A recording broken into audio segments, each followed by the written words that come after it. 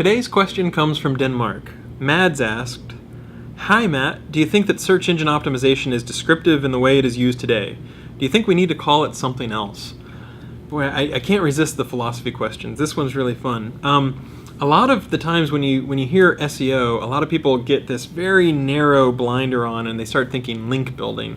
And I think that limits the field and limits your imagination a little bit. It's almost like anything you're doing is making a great site and making sure that it's accessible and crawlable, and then almost marketing it, let the world know about it. So it's a shame that search engine marketing historically refers to paid things like AdWords, because otherwise I think that would be a great way to view it.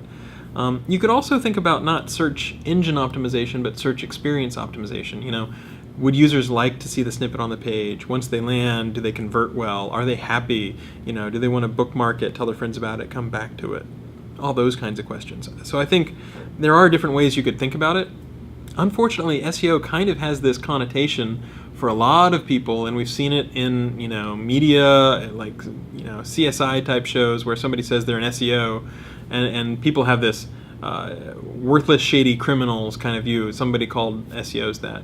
And I don't know how to escape that, because there are a few people who are black hats who hack sites and give the whole field a bad name, and there are a few people who sell snake oil who give the field a bad name. And unless people drive those guys out of our midst, we're going to have this somewhat bad, shaky reputation for SEO.